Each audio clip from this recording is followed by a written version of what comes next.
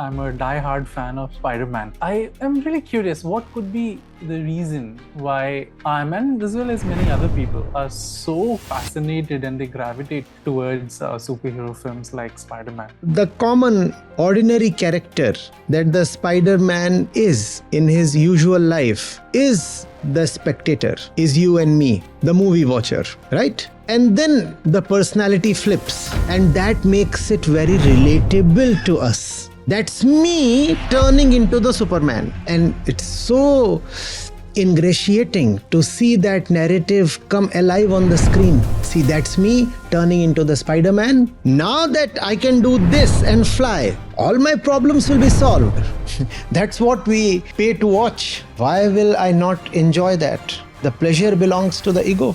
But in this process of deriving pleasure, remember, I'm fattening my own inner lie. By the way, that is an...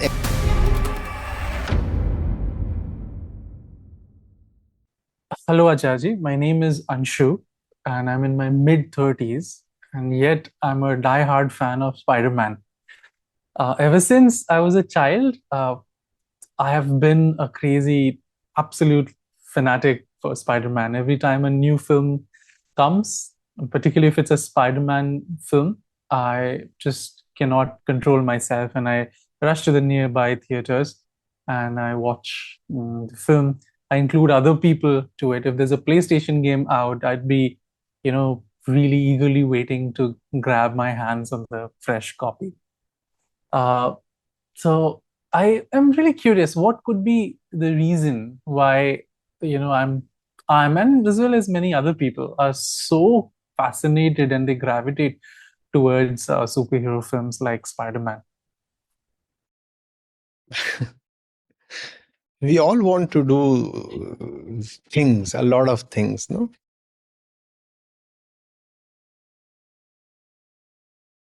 Climb up the walls, the multi-stories, like the spider, carry out impossible stunts, Batman, Iron Man, Superman, Shaktiman.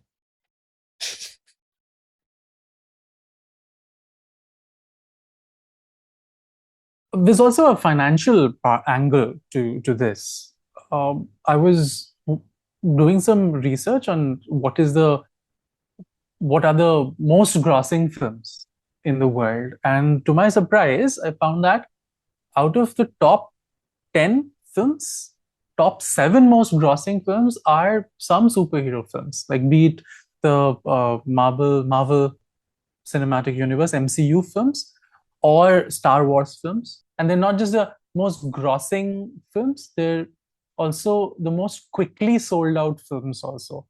So there's something common, that's kind of binding people together and pulling them towards such films.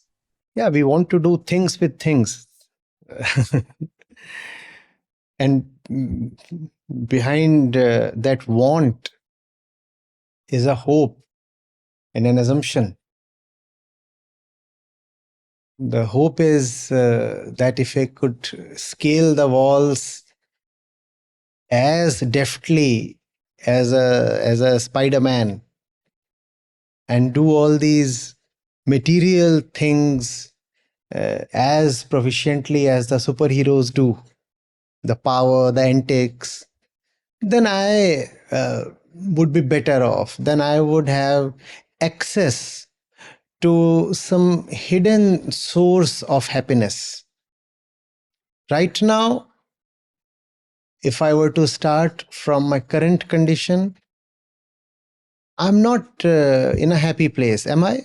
Look at the population of the world.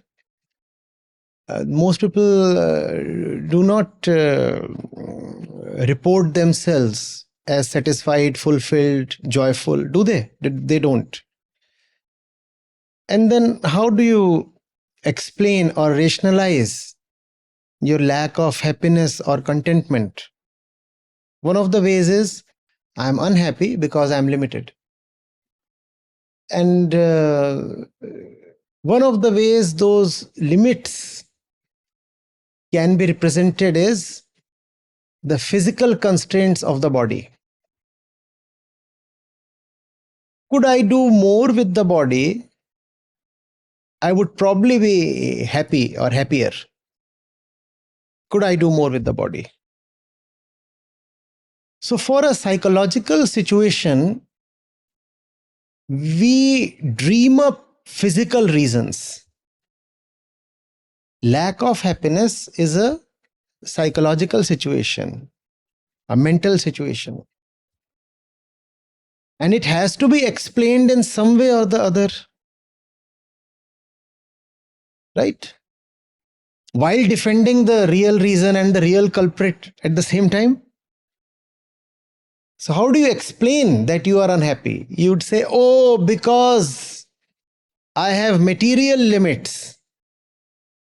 I have material limits, and that is the reason I am unhappy. If I don't have material limits, I can fly to any destination I please. Right?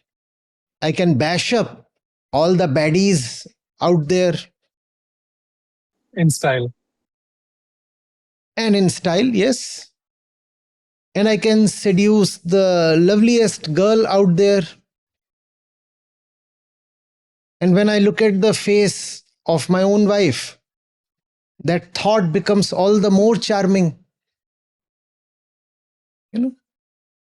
And I look at my own tummy and my own barren surfaces, and I know that I have kind of lost the game. And I attribute my inner misery to outer physical reasons. If I had supernatural powers, I could go and rob a bank as well and have all the money I want. So I like it when the prospect of having unlimited physical powers is visually displayed to me in a very credible, very animated way. I want to believe in it. Because the story lends credence to my own psychological narrative. My own narrative is I am incomplete or unhappy because of material reasons. Right? That's my narrative. And I'm an ordinary citizen of the world.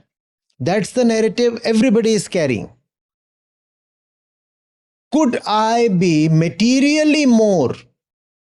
I would be more fulfilled. That's the narrative everybody is carrying. Right? But oh, what to do? There are these prakritic, natural limits, and I cannot be materially more. Plus, there are social and legal limits as well. So I cannot be materially more. Right? But I want to be. I crave, I long. In fact, I am desperate to somehow slip into another more charming, more alluring personality, more powerful persona.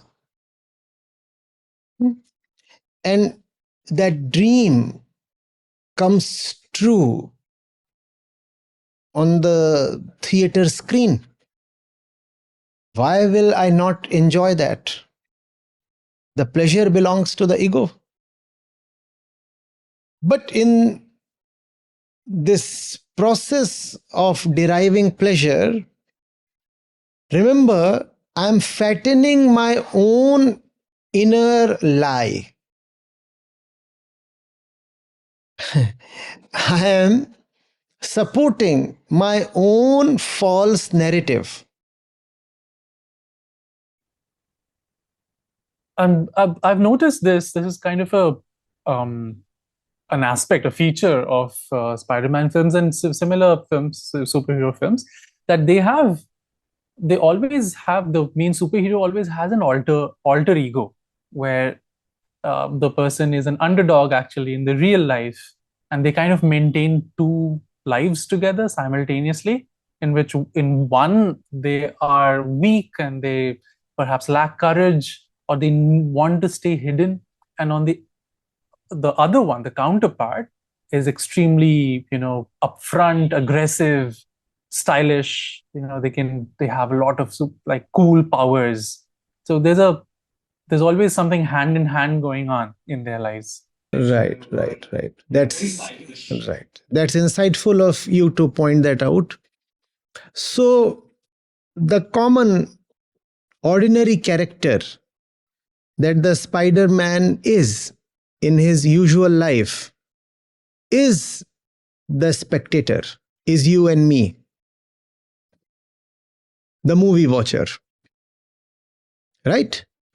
And then the personality flips, and that makes it very relatable to us. That's me turning into the Superman. Who am I? The ordinary one, the bashful one, the limited one, the mediocre one, the hesitant one. That's me, that's me. But I have always believed that within me lies the potential to be the greatest one day. We all like to believe that way, no? Yes, right now I am in a pitiable position, but I know inwardly I am God the Almighty. That's the favorite narrative we all carry. And it's so ingratiating to see that narrative come alive on the screen. See, that's me turning into the Spider-Man. And that's exactly what I have believed in all my life. One day, this ordinary me will turn into something beyond the ordinary, something even beyond the extraordinary. And that will mean the end of all my miseries. Because all my miseries were anyway due to the lack of material power, no? My miseries were not because I lacked in love or honesty. Actually, I was miserable all my life because I couldn't do this and fly. Now that I can do this and fly, all my problems will be solved. I don't need empathy. I don't need insight. I don't need compassion. I don't need the truth. I need none of these. All I need is some Superpowers. superpowers, or a super dress, the Iron Man kind. Wear it and fly and beat up the baddies. And by the way, it's you who decides who the baddies are. And there is nobody here who doesn't have a lot of baddies in his life, because the ego to itself, the goodie. If I am the good one, then all those who do not concur with me are, by definition, the bad ones. And if they are the bad ones, they must be beaten up. That's justice. Just that I cannot carry that out because, you see, I don't have enough muscle power. And once I'm successful with that, I will experience divine contentment. Why do I need attention? Why do I need realization? Why do I need liberation? All that I need is a state of the art dress powered by a suit powered by some super fuel. And that's what I need. So yeah. childish fancies and childish grins. Well, wish I could stop at calling them just childish. They are not just childish, they are conspiratorial. We conspire against ourselves by attributing false causes to our miseries. We do not want to look at the real reasons behind our psychological suffering, our inner deprivation. So we weave pretty stories, stories in which we stand as decent victims, victims who are divinely positioned to receive extraordinary powers someday and avenge themselves on all the evil forces in the universe, and in the process also save the rest of mankind. Remember that these are not just heroes, they are public heroes. They are publicly lauded. Is that not something the ego has always demanded? Not only should I be great, I must be recognized as great. So it's not just that Superman must exist. His movie should also make a huge amount at the box office. Just the existence of the Superman doesn't suffice. He must have an audience. That's what the ego, by the way, always needs, an audience. That's what we too have been hungry for, an audience. I am good, I am great. Plus, give me an audience to certify that I am great. And also in that audience, I'll have some good-looking girls. That's just incidental, by the way. I never wanted that. I'm so committed to my wife. I hate looking at her, but I'm a committed husband.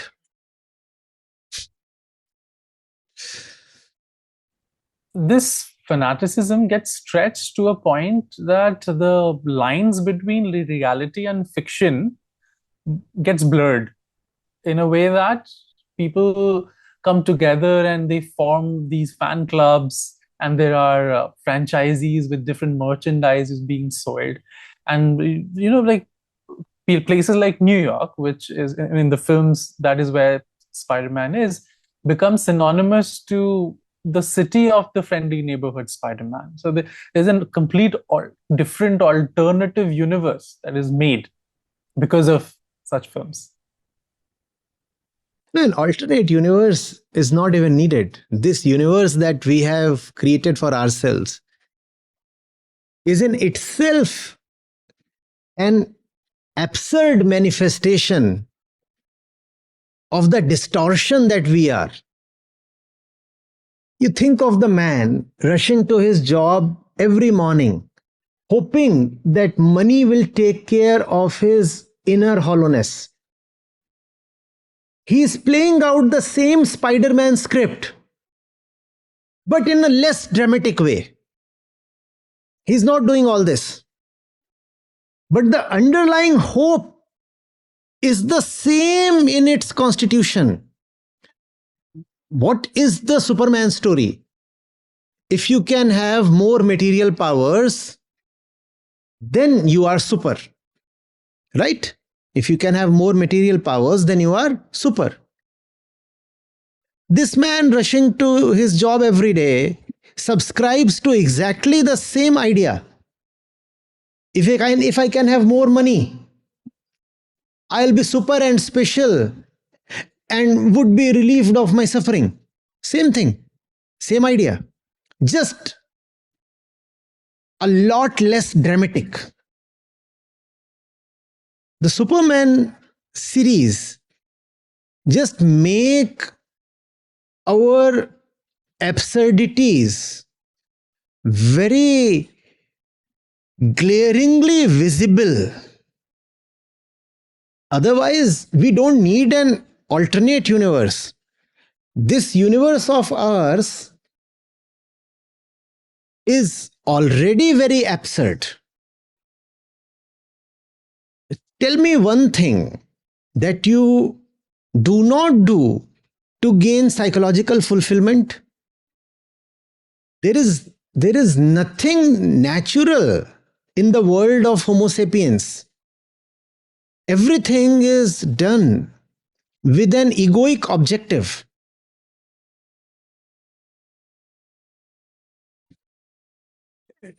Everything has a psychological meaning.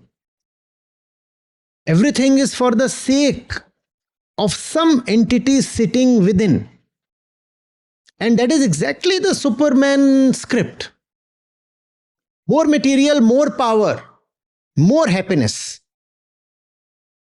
That is also the bane of this earth.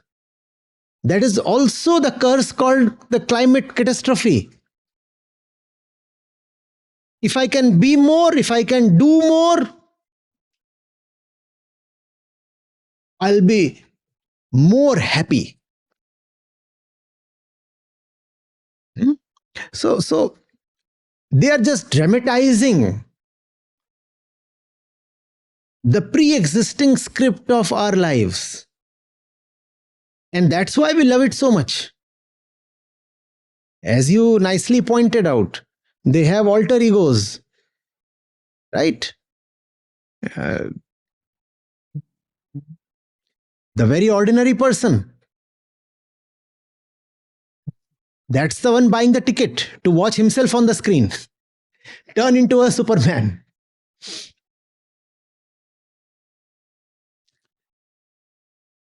The absurdity is less on the screen and more on the side of the spectators.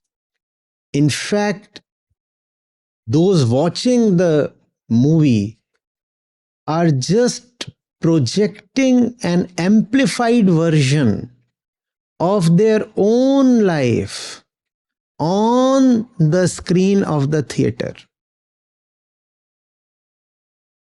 And then pretending as if they are seeing something novel. And buying tickets and applauding and then also buying merchandise and the rest of it, as you said, Do you find any of those superheroes reflecting on their own life? Really asking the question, who am I? They very happily lead double lives, sometimes triple lives, without seeming internally worried at all.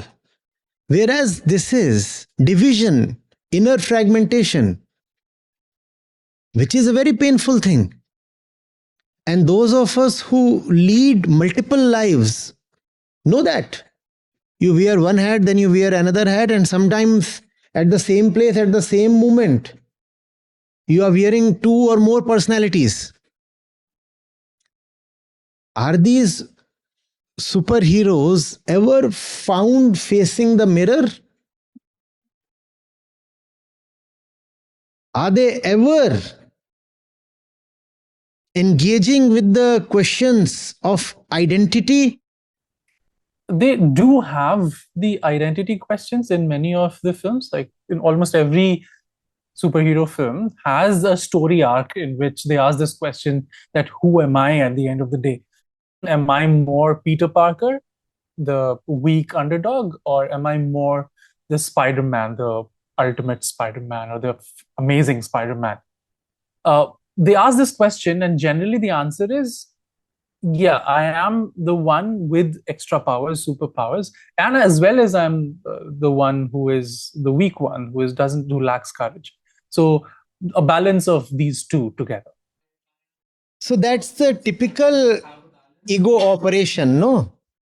Remaining the timid one, preserving the little one.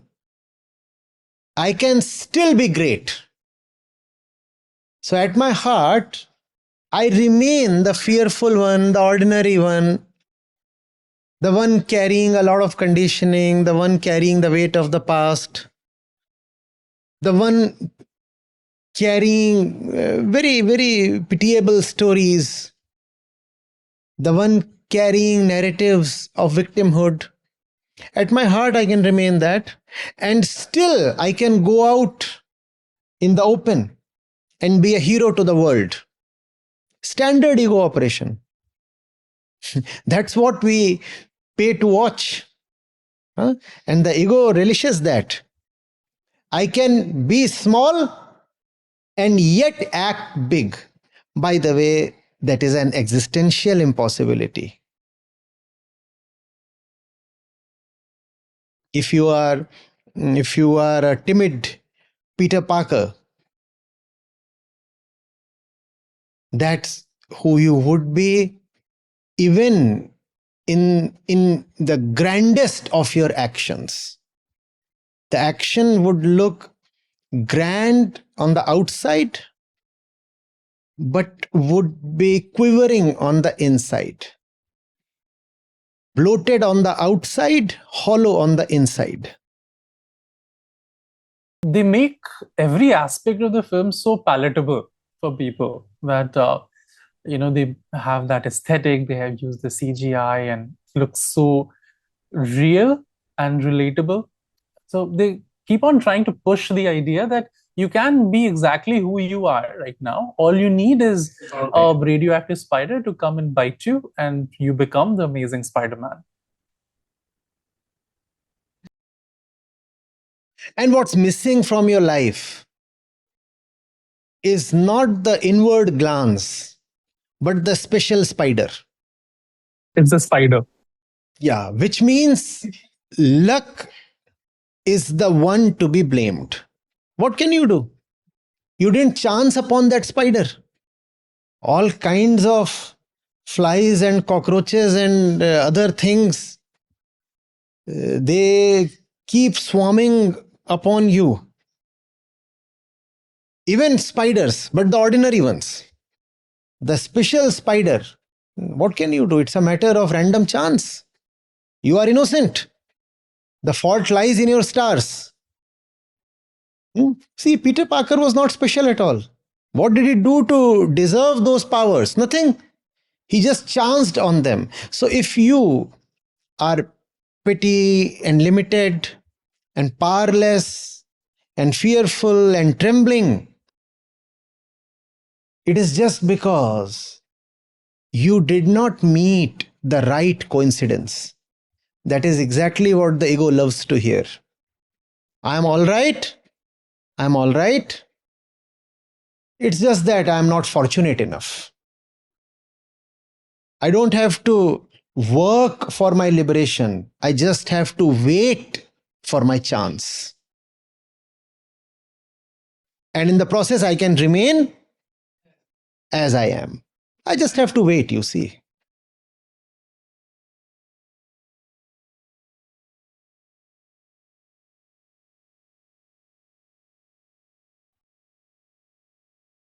But how will you watch the next movie after this conversation?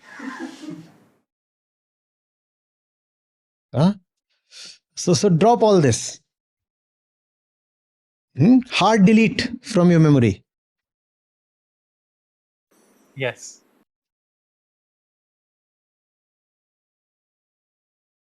When the ego is the self, huh?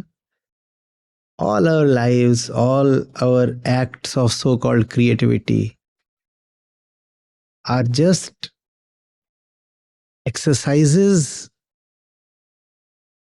in in making our inner falseness universal.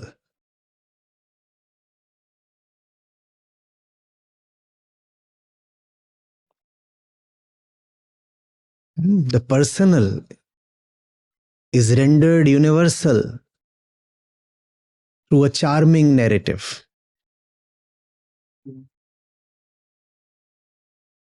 And all that just for the sake of that trembling thing within, that does not know who it is, but is resolutely committed to self-preservation. I will not look at myself, but of one thing I am very sure. I want to remain. And for that, I will do whatever it takes. Yes. Just download the Acharya Prashant app, and there you go to the community section, and you have live testimonials streaming in at the rate of 1 every 5 minutes. I'm seeing lives change in thousands, if not millions, every day in front of my own eyes. We are doing it. Right. We have actually done it. Join the community of more than 2 lakh participants on the Acharya Prashant app.